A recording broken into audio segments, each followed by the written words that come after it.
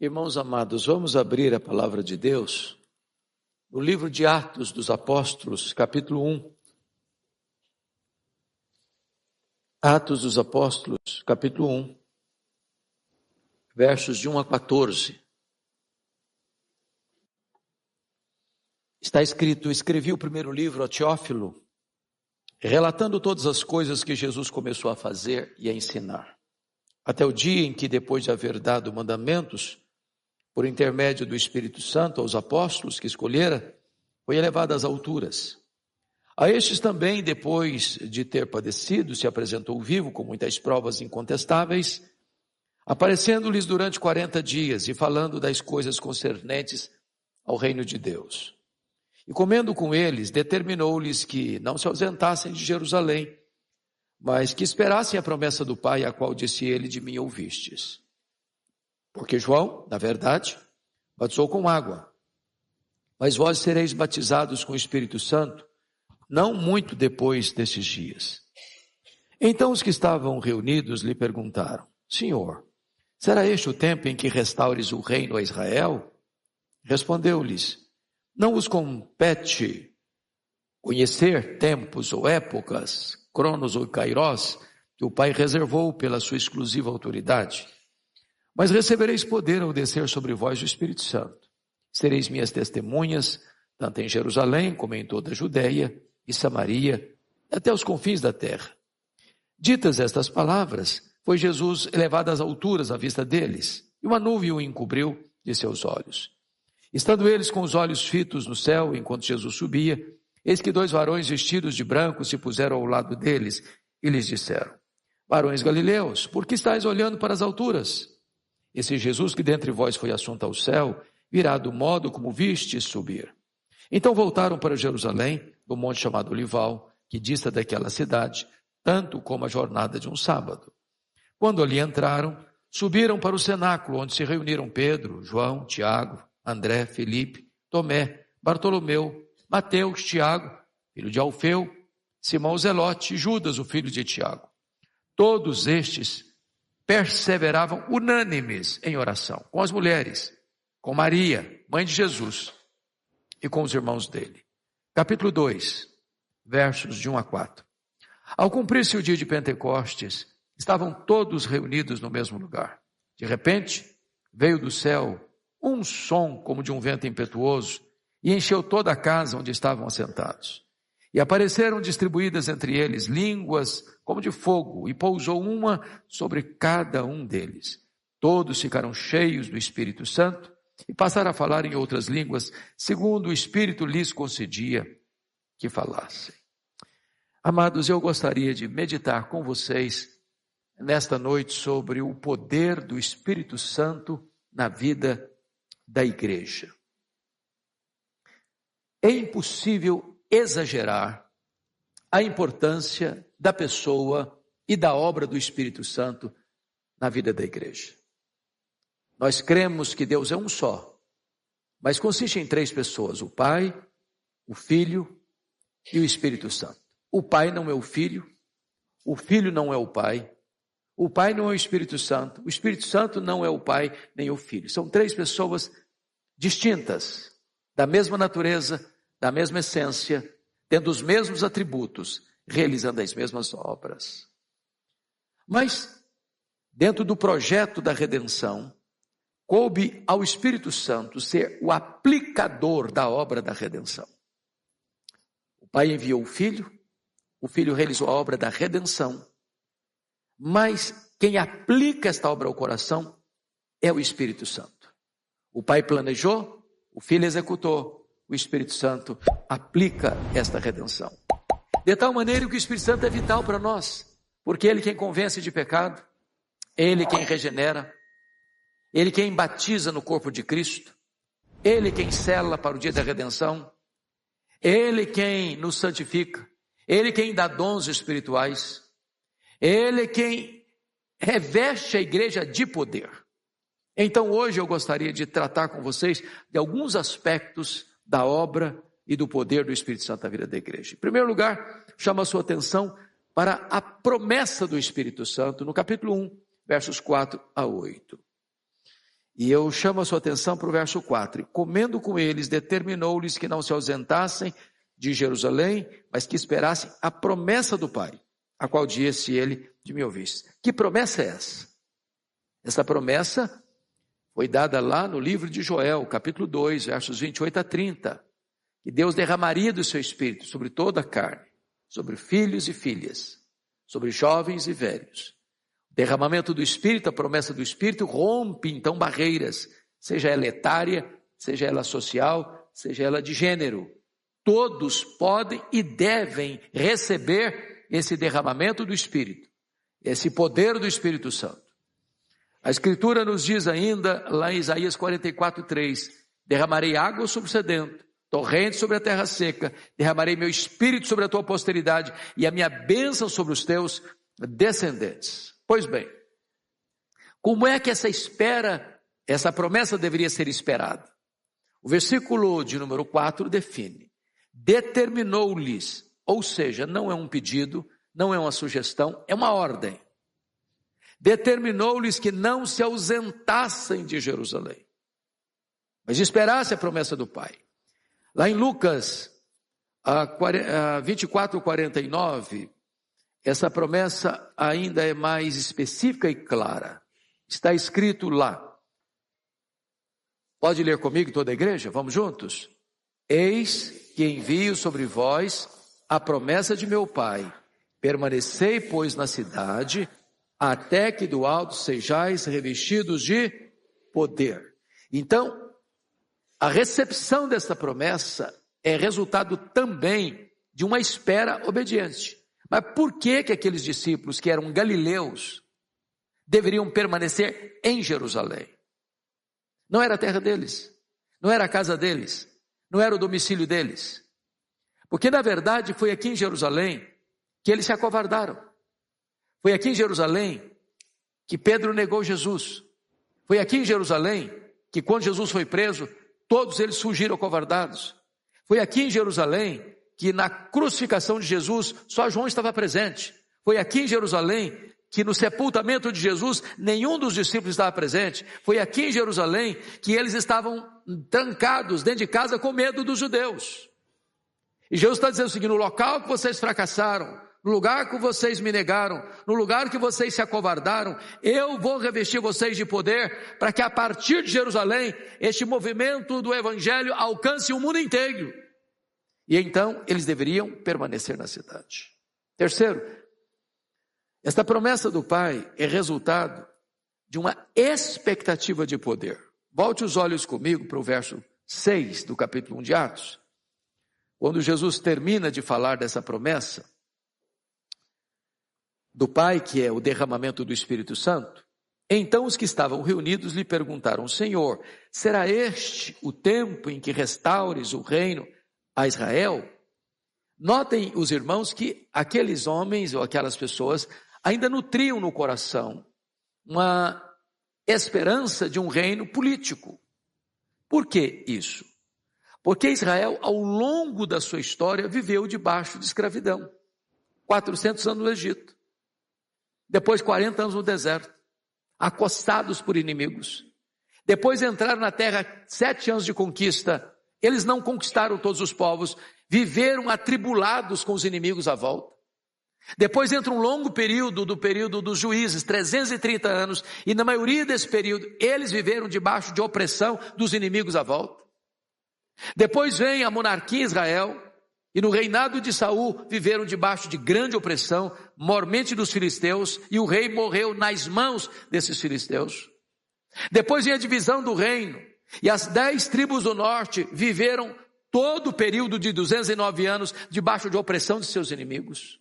As 2 tribos do sul, que duraram até mais tarde um pouco, 586, em alternância de homens maus e piedosos governando, viveram debaixo de opressão de seus inimigos. Até que veio a Síria em 722, levou o povo cativo. Depois em 586 veio a Babilônia, levou o povo cativo. A Babilônia caiu, mas Israel ficou debaixo de opressão do Império Medo-Persa. Depois do Império Medo-Persa caiu, mas ficaram debaixo do domínio do Império Grego. Depois acabou o Império Grego, eles ficaram debaixo do domínio do Império Romano. Esse povo viveu ao longo dos tempos debaixo de opressão. E eles querem olhar para Jesus como Messias que vai quebrar esse jugo da opressão política, que vai estabelecer em Israel um reino político, e eles imaginam que eles vão ocupar uma posição de destaque nesse reino. Então, daí vem a pergunta: será nesse tempo em que o Senhor vai restaurar o reino a Israel? Jesus responde: não vos compete saber, conhecer nem tempos, nem épocas que o Pai reservou pela sua exclusiva autoridade, mas recebereis poder ao descer sobre vós o Espírito Santo. O que Jesus está prometendo não é um reino político. O que Jesus está prometendo é poder. E a pergunta é: poder para quê? Primeiro, poder para sair do campo da especulação escatológica para o campo da ação missionária. Eles queriam discutir escatologia. E Jesus diz: eu tenho uma agenda maior, mais premente, mais urgente, que pertence a vocês. A agenda de vocês não é especular, a agenda de vocês é fazer a obra. E para fazer a obra, vocês vão precisar do poder do Espírito Santo. Poder para quê? Segundo, poder para morrer. Recebereis poder ao descer sobre vós o Espírito Santo, sereis minhas testemunhas. A palavra testemunha é a palavra martiria, de onde vem a palavra mártir. E ao longo da história, a igreja é martírica. Como disse hoje de manhã, houve porventura um tempo em que o mundo não odiou a igreja? Houve um tempo em que o diabo deixou de perseguir a igreja? Houve um tempo em que este mundo foi a nossa pátria ou nosso habitat? Não somos aqui peregrinos, não somos aqui forasteiros, não estamos aqui de passagem. A nossa pátria é o céu. Aqui estamos chamados a, se preciso for, selar o nosso testemunho com o nosso próprio sangue. Aqui tem luta, aqui tem prova. Poder para quê? Poder para perdoar. É isso mesmo. Sereis minhas testemunhas, tanto em Jerusalém como em toda a Judéia e Samaria. Para o evangelho chegar em Samaria, tinha uma barreira intransponível. Um ódio racial de 700 anos. E então, foi quando o Espírito Santo foi derramado, o evangelho chegou em Samaria e o muro da inimizade foi quebrado. Eu posso lhes garantir, irmãos, que não há perdão nas relações interpessoais e internacionais, a não ser que o poder do Espírito Santo opere nos corações. Poder para quê? Poder para pregar a palavra de Deus. Não há pregação sem poder. Não há pregação sem a ação do Espírito Santo. Sabem por quê? Por mais eloquente que um pregador seja, ele só pode falar aos ouvidos. Só o Espírito Santo tem poder de falar aos corações. Então, sem poder, não há pregação eficaz. Mas notem agora, meus amados, um segundo ponto da mensagem. Primeiro vimos a promessa. Veremos agora a busca do Espírito Santo. Vá comigo para o verso 14, por favor.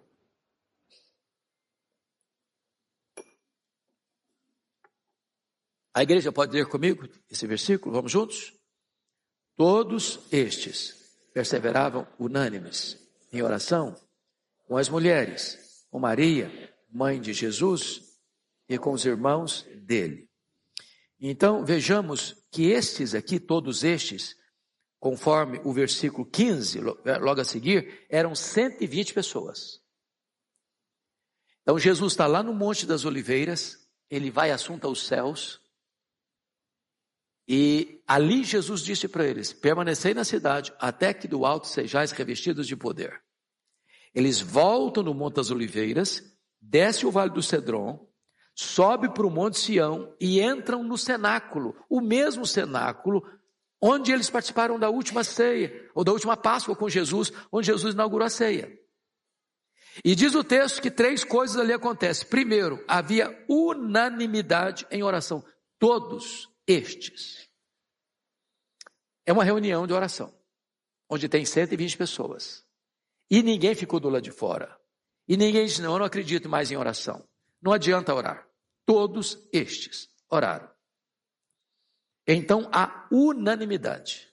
Segundo, houve perseverança. Todos estes perseveraram. A pergunta é: quanto tempo? A ordem de Jesus é permanecer na cidade até que. Não é orar um dia, não é orar uma semana, é orar até que. E esse até que durou 10 dias, ininterruptos, onde todos perseveraram. Mas houve um terceiro elemento, havia concordância na oração, perseveraram unânimes. Unânimes. Às vezes você tem uma reunião de oração, uns oram, outros não, uns creem, outros não, uns puxam para lá, outros puxam para cá. Não, nessa reunião de oração não, todos unânimes perseveraram em oração. Ou seja, a condição que Jesus estabeleceu para que a promessa do Pai fosse cumprida, ou seja, o derramamento do Espírito Santo acontecesse, foi obedecida à risca por aquelas 120 pessoas. Quem estavam lá? Primeiro, os apóstolos de Jesus, exceto Judas Iscariotes, que havia cometido suicídio. Quem estava lá? Maria, mãe de Jesus. Quem estava lá? Os irmãos de Jesus, que só passaram a crer nele depois da ressurreição. Quem estava lá? As mulheres da Galileia. As mulheres da Galileia. Conforme Lucas 8:3, tinham 3 citadas por nome, Maria Madalena, Joana, Susana e muitas outras, as mulheres que financiaram e bancaram financeiramente o ministério itinerante de Jesus, elas também estavam lá, e muitos outros discípulos, que nós não sabemos seu nome. Estavam lá buscando a promessa do Pai. Então, veio o terceiro ponto, que é o cumprimento da promessa. É o derramamento do Espírito, conforme Joel capítulo 2. Então vamos para o capítulo 2, versos 1 a 4. Primeiramente foi um fenômeno celestial. Veja você o que está escrito. Ao cumprir-se o dia de Pentecostes, essa palavra Pentecostes significa 50, ou seja, 50 dias depois da Páscoa. Jesus morreu na Páscoa, ficou 40 dias com os discípulos até ir assunto aos céus. Depois eles passam 10 dias no cenáculo, portanto 50 dias. Ao cumprir-se o dia de Pentecostes, que era uma festa, estavam todos reunidos no mesmo lugar. Depois de 10 dias, ninguém saiu, ninguém se distraiu, ninguém foi fazer outra coisa. Eles estavam focados, centralizados na agenda estabelecida pelo próprio Jesus. De repente, veio do céu um som. Então a primeira coisa é que é um fenômeno celestial, tem som, ou seja, é audível, não é uma sensação subjetiva, dá para se ouvir. Mas que tipo de som? Como de um vento impetuoso. Você já escutou a voz do vento? Você não vê o vento, mas você escuta a voz dele. Não sabes de onde vem, nem para onde vai, mas ele tem uma voz. Então, o vento é um símbolo do Espírito Santo. Ele sopra onde quer. Ele é livre e ele é soberano. A ciência descobriu tantas coisas lindas. Ela pode medir a velocidade do vento. Ela pode até dizer mais ou menos para onde o vento vai, mas ela não pode cercar o vento. O vento é livre, o vento é soberano. Mas o texto nos diz mais, que esse vento encheu toda a casa onde estavam assentados, e apareceram distribuídas entre eles línguas como de fogo, e pousou uma sobre cada um deles. Então o fenômeno celestial, ele é audível e ele é visível. Eles escutam e eles veem. E se o vento é símbolo do Espírito Santo, o fogo também o é. Aliás, essa é uma das figuras mais usadas no Velho Testamento para a manifestação divina. Deus se manifestou a Moisés lá na sarça ardente, no meio do fogo. Deus falou a ele no meio do fogo. O fogo do altar não podia apagar. Elias orou para que Deus se manifestasse lá no Carmelo, através do fogo. Quando o templo foi consagrado, Deus manifestou-se através do fogo. A Bíblia diz que Deus é fogo, que o trono de Deus é fogo, que Ele faz dos seus ministros labareda de fogo. A Bíblia diz que Jesus viria batizando com o Espírito Santo e com fogo. E a Bíblia diz que quando o Espírito Santo foi derramado, línguas como de fogo pousou uma sobre cada um deles. E a figura do fogo é importante porque o fogo ilumina, o fogo aquece, o fogo purifica, o fogo alastra. É assim que age o Espírito Santo de Deus. E o texto diz, versículo 4, que todos ficaram cheios do Espírito Santo e passaram a falar em outras línguas, segundo o Espírito lhes concedisse que falassem.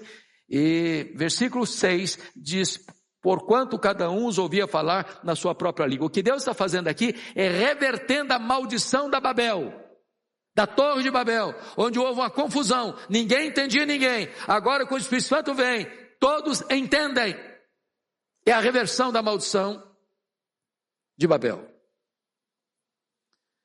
Agora, notem comigo, amados, que o derramamento do Espírito Santo prova que os milagres, preste atenção no que eu vou lhes dizer, os milagres abrem porta para o Evangelho, mas os milagres não são o Evangelho, e os milagres não são um substituto do Evangelho, porque o fenômeno que acontece aqui é milagroso, não é autoproduzido, não é a terra que produziu, não é qualquer efeito que os 120 produziram ali que tornou isso uma realidade. Não, foi uma operação sobrenatural e milagrosa de Deus. Mas o que é que o milagre em si produziu? Vejamos. Em primeiro lugar, produziu ceticismo. Versículo 12, confira aí comigo. 2:12. Todos atônitos e perplexos interpelavam uns aos outros. Que quer isto dizer? O milagre está lá. Ele é audível, ele é visível, ele é notório, ele é eloquente. Mas quando as multidões se ajuntam e olham o fenômeno, o que produz? Apenas ceticismo. O que quer isso dizer? Segundo elemento, versículo 7. Preconceito. Estavam, pois, atônitos e admiravam, dizendo, vede, não são porventura galileus todos esses que aí estão falando? Vamos entender essa cultura aqui, irmãos. Por favor, olha a geografia bíblica. Nós estamos falando de Jerusalém. Jerusalém está no sul, está na Judéia. Esses homens todos são galileus. Galileus. É por isso que quando Jesus subiu, quem estava lá olhando eram galileus, varões galileus.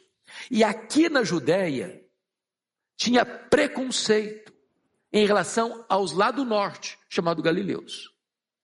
Então, não são esses porventura galileus, você está dizendo, esquece, isso é gente sem massa cinzenta, isso é gente inferior. Isso é uma, desculpa da expressão bem brasileira, uma gentalha. Esquece, preconceito. O que o milagre em si produziu? Ceticismo, preconceito. Terceiro lugar, produziu o que? Zombaria. Olha o versículo 13. Outros, porém, zombando, diziam, estão embriagados. Então, preste atenção nisso. A não ser que o Espírito Santo de Deus esclareça alguém, ver milagres, contemplar milagres, não produz fé salvadora. Porque o milagre não tem o propósito de produzir fé salvadora. A fé vem pelo ouvir e ouvir a palavra de Deus. O propósito do milagre é impactar. O propósito do milagre é chamar a atenção. Mas ele em si não é um substituto. É tanto razão que, diante desse fato, é que Pedro se levanta. Para dizer, não, eles não estão bêbados não. São 9 horas da manhã. O que está acontecendo aqui é o que prometeu Joel. Que nos últimos dias derramaria seu Espírito sobre toda a carne. Filhos e filhas, velhos e jovens, servos e servas. Então o que está acontecendo aqui não é embriaguez. E então diz a Bíblia que ele, cheio do Espírito Santo, se levantou para pregar um sermão cristocêntrico. E ao pregar, os corações se compungiram, se derreteram. Porque a fé vem pelo ouvir e ouvir a palavra de Deus. Mas chama a sua atenção para um outro ponto. A plenitude do Espírito Santo é uma experiência pessoal, intransferível, do enchimento do Espírito Santo. Veja comigo, por favor, o versículo 4, 2:4. Toda a igreja comigo de novo. Só na parte inicial. Todos ficaram cheios do Espírito Santo. Todos quantos? Todos quantos? Todos os 120 que estavam no cenáculo. Então, quem estava lá? Pedro, João, Mateus, Tomé, Filipe, Bartolomeu, Tiago. Quem estava lá? Maria, mãe de Jesus. Quem estava lá? Os irmãos de Jesus. Quem estava lá? As mulheres da Galileia. Ninguém ficou mais cheio do Espírito Santo que outro. Todos ficaram cheios. Ou seja, é uma experiência pessoal, individual, particular, intransferível. Bom, me permita uma pergunta muito pessoal e complexa de responder. Você está cheio do Espírito Santo?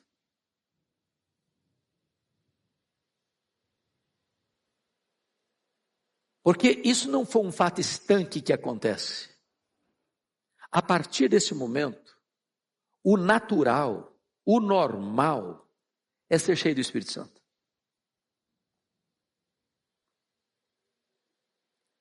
Aliás, isso é tão sério, que o apóstolo Paulo, escrevendo aos Efésios, disse assim: e não vos embriagueis com vinho, no qual há dissolução, mas enchei-vos do Espírito. Então vamos pegar a palavrinha enchei. Porque na língua grega tem um recurso que nós não temos na língua portuguesa com tanta clareza, que é o chamado presente contínuo. Então, enchei-vos do Espírito não é você ser cheio hoje e nunca mais precisar se encher de novo. É encher hoje, amanhã, depois de amanhã, semana que vem, mês que vem, o ano que vem, continuamente, sem cessar. Mas vamos dar um exemplo de o que não é um presente contínuo. Jesus lá em Caná da Galileia, numa festa de casamento, disse para os serventes assim: enchei d'água as talhas. Tinham 6 talhas. Cada talha daquela cabia 100 litros. A palavra lá não é no presente contínuo. Jesus está dizendo, enchei d'água as talhas, para encher só essa vez, não vai encher amanhã de novo não, é só agora. Nunca vai precisar repetir, não vai repetir, é só agora. Mas aqui não, enchei-vos do Espírito. Agora notem, há 2 pecados aqui. Primeiro, é embriagar-se. Segundo, é não ser cheio do Espírito. Um é um pecado negativo, outro é um pecado, aspecto positivo. Como de atitude. Então, a partir desse momento que o Espírito Santo foi dado à igreja, derramado sobre a igreja, o padrão de Deus, o normal de Deus, é que você e eu sejamos cheios do Espírito Santo. Aliás, certa feita, um diácono da igreja reclamou com o Dr. Billy Graham que eles estavam enfrentando um problema lá na comunidade deles, que tinha um diácono da igreja que estava se embriagando. Estava trazendo muito transtorno para a comunidade, para a família. E aí o Billy Graham perguntou ao diácono assim, que estava conversando com ele: me responda, irmão, e os demais membros da igreja estão cheios do Espírito Santo? Porque às vezes nós só achamos que pecado é se embriagar, e é mesmo. Mas não achamos que não estar cheio do Espírito Santo seja um pecado. É por isso que a experiência é individual. E hoje o Espírito Santo de Deus, que já habita em você e em mim, quer que você e eu saiamos aqui hoje cheios do Espírito Santo. Isso é o normal que Deus requer de nós. Pois bem, mas me permita ainda mais um ponto. Como é que foi a pregação de Pedro, revestido com o poder do Espírito Santo? Se você perceber do verso 14 até o verso 36, Pedro se levanta para pregar, cheio do Espírito Santo. E como é que foi a pregação dele? Primeiro, a pregação de Pedro foi cristocêntrica na sua essência. Pedro pregou o quê? A morte de Cristo, a ressurreição de Cristo, a ascensão de Cristo e o senhorio de Cristo. Então notemos, Sempre que alguém está cheio do Espírito Santo, ele vai apontar para Jesus. Quer saber se uma vida está cheia do Espírito Santo? Veja se você está levando uma vida cristocêntrica. J.I. Packer, no seu livro A Dinâmica do Espírito, diz que o papel do Espírito Santo é o papel do holofote. Você está andando em São Paulo, de vez em quando você vê um prédio iluminado.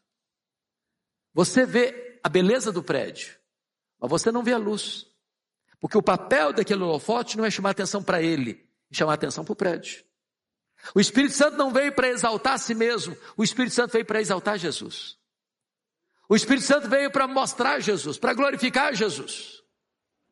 E é por isso que Pedro se levanta cheio do Espírito Santo e prega um sermão cristocêntrico. Mas em segundo lugar, o sermão de Pedro foi eficaz quanto ao seu propósito. No versículo 37, está escrito que, ouvindo eles estas coisas, compungiu-se-lhes o coração. E aqui há algo belíssimo, queridos presbíteros, é que o apelo aqui não parte do pregador para o auditório, parte do auditório para o pregador. Em havendo avivamento, irmãos, não é necessário que o pregador faça o apelo brota de lá para cá e não daqui para lá. Foi assim com João Batista também. Quando ele estava pregando no deserto, as multidões que perguntaram o que nós vamos fazer.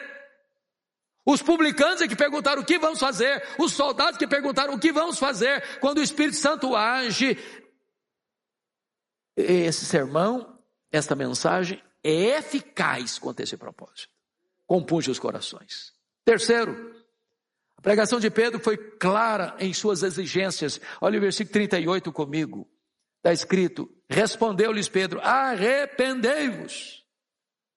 E cada um de vós seja batizado em nome do Senhor Jesus. Arrependimento. Quarto, essa pregação foi específica quanto à promessa. Olha o versículo 38 ainda.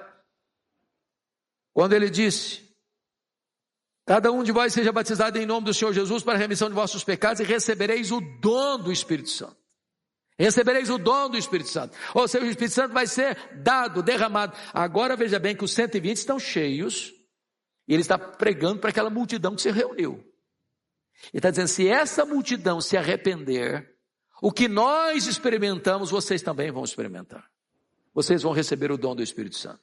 Mas finalmente, essa pregação foi vitoriosa quanto aos seus resultados. Olha comigo o verso 41, por gentileza. Está escrito, então os que lhe aceitaram a palavra foram batizados, havendo um acréscimo naquele dia de quase 3.000 pessoas. Já pensou que coisa extraordinária? Um sermão só, quase 3.000 pessoas convertidas.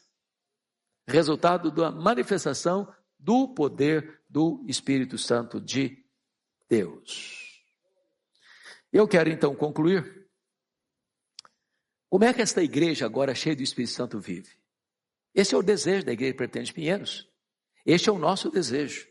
Então eu quero destacar brevissimamente 6 coisas. Primeiro, uma igreja cheia do Espírito Santo, ela tem compromisso com a palavra de Deus. Versículo 42 está escrito, e perseveraram na doutrina dos apóstolos. Não dá para ser cheio do Espírito Santo e deixar para lá a Bíblia. Uma igreja que não é bíblica não pode ser cheia do Espírito Santo. Pode dar nome de outras coisas. Fenômenos extraordinários, esquisitices, peraltices espirituais. Mas, Espírito Santo não. O Espírito Santo está comprometido com a palavra de Deus. Segundo, uma igreja cheia do Espírito Santo, irmãos, ela tem prazer na oração. Versículo 42 diz que perseveravam nas orações. É uma igreja que ora. Se uma igreja não ora, aí não está o espírito de súplica. Se uma igreja não ora, ela precisa desesperadamente do revestimento do Espírito Santo, da presença do Espírito Santo, do poder do Espírito Santo. Terceiro, uma igreja cheia do Espírito Santo acaba com as rusgas, com as querelas, com as disputas, com as brigas, com as contendas, com as divisões. Ela é uma igreja onde se desfruta de plena comunhão. E aqui é importante examinar com vocês alguns versículos. Primeiro, 42 diz que perseveravam na comunhão e no partir do pão. Versículo 44 diz que todos que creram estavam juntos e tinham tudo em comum. Versículo 45 diz que vendiam suas propriedades e bens, distribuindo o produto entre todos, à medida que cada um tinha necessidade. E o versículo 46 diz que diariamente perseveravam unânimes no templo, partiam o pão de casa em casa, tomavam suas refeições com alegria, singeleza de coração. Ou seja, esse povo é um povo unido, é um povo coeso, é um povo que se ama, é um povo que tem comunhão e intimidade. Mas, ainda, quarto lugar, uma igreja cheia do Espírito Santo, ela adora a Deus com entusiasmo. Olha o versículo 47. Louvando a Deus. Louvando a Deus. Irmãos amados, você pode também perceber na adoração, no culto público, na dinâmica da adoração, uma igreja cheia do Espírito Santo. Mas ainda, uma igreja cheia do Espírito Santo, ela teme a Deus e presencia os milagres de Deus. Veja, por favor, versículo 43. 43. Em cada alma havia temor, e muitos prodígios e sinais eram feitos por intermédio dos apóstolos. Tem que ter temor. Não é peito estufado. Não é holofote em cima de homem. Não é propaganda mercantilista. É temor de Deus. E onde há temor, há manifestação do poder de Deus.